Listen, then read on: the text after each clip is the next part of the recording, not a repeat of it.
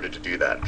So that function, the function of being able to provide good public relations and this type of messaging is a function of one, actual record-breaking, two, large pots, lots of money, discussions about how much money is coming in, and three, if we can begin to see the reputations of the scientists and them discussing it in their own media relations when they are approached to talk about their own research.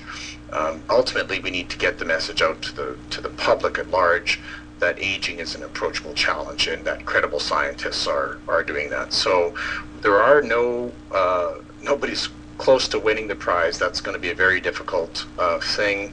Although it's hard to say, there's some new stem cell therapies, and we are attracting some new competitors. Ashley Bush, who is an Alzheimer's researcher in Australia, is having some difficulties sourcing aged mice in order to enter the prize, but he's looking at entering the prize, and he has a small molecule geared towards getting rid of the tau, accumulations of tau, and a zinc imbalance in aged mice, which is actually being shown to be very, very beneficial for a lot of age-related degenerative types of pathologies. So he wants to demonstrate that. We have a gentleman a new competitor coming in by the name of Bruce Tater, who's at UCLA right now, and he's also working in the Alzheimer's field, but he's been working with the curcumin, which obviously an awful lot of people who take supplements will know an awful lot about, where he is proposing that it's the bioavailability of curcumin that is limiting its effects. So he's Stephen Spindler, who again is the winner of the Rejuvenation Prize, has managed to bring together a very, very large study with about 2,500 mice with an awful lot of different substances. So we're going to be looking to his results in a lot of those substances, but one of those substances is this microencapsulated curcumin, which may be able to do something significant, a lot more than just regular curcumin. So what we're trying to aim for is significant advances, incremental advances, so that we can work towards announcements to just raise the awareness, public awareness of the near-term potential of the development of therapies. Hopefully we can actually get some therapies developed, but ultimately we are an information catalyst so that people can start asking their politicians, why isn't there more money being put towards aging research? And it's absolutely necessary that we have these types of things. All right.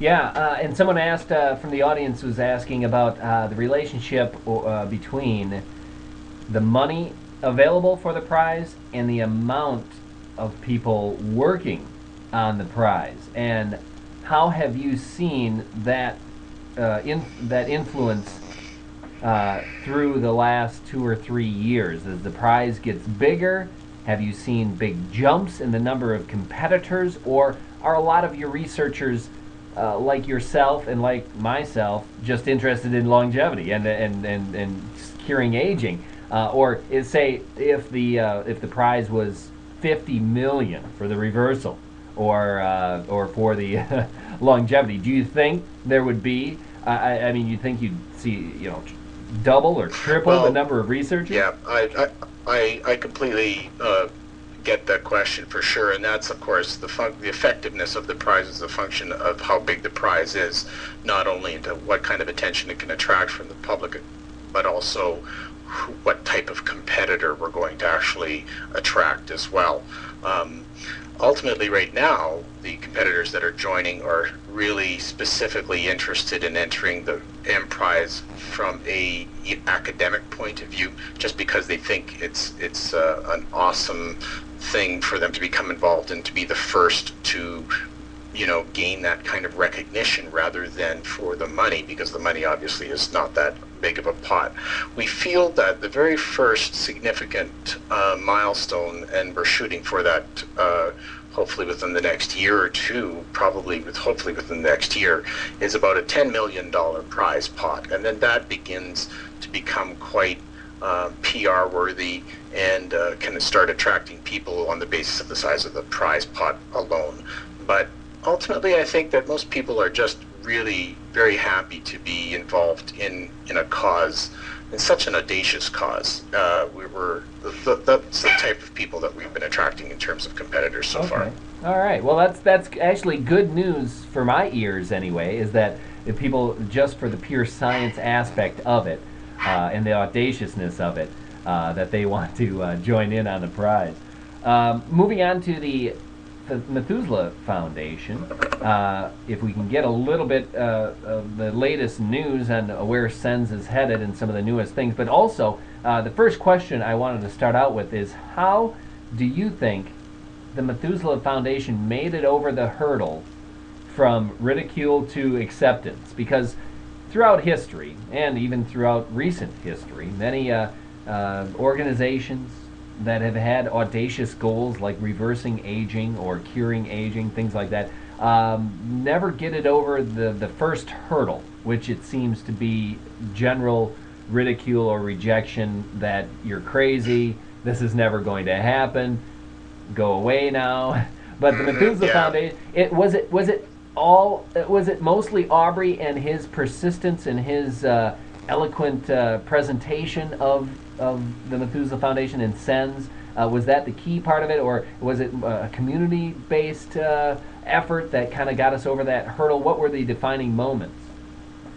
Well, basically, I tend to view the events surrounding life extension and the progress that's being made as inevitable. I think that the Methuselah Foundation is a catalyst. I think that Aubrey is his foresight as well as his genius has been in recognizing that we are, again, no longer, the game has changed. We are no longer in Kansas. The technologies are there, the information is there, and he looks at it from the engineering perspective, that we don't need to know everything about everything in order to do something about it.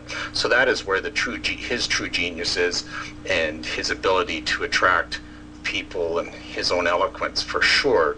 However, I see that this path that we are on as completely inevitable. So if it wasn't for us, it would be somebody else, and it may come a little bit later. But again, it's good. It's the need is there, the technology is there. It's just going to be a matter of time before people put the two together, and the skepticism that they feel that anything can be done about aging at all will just fall away, just because the need is there. This isn't a sociological problem. It's not even a philosophical problem. It's a true, real need, and ultimately that's what's going to drive this forward. So. Okay, I see. Yeah, I understand exactly. It's kind of the way I feel as well, is that society as a whole is waking up to the fact that, yes, age reversal and age, fighting age-related disease is very possible.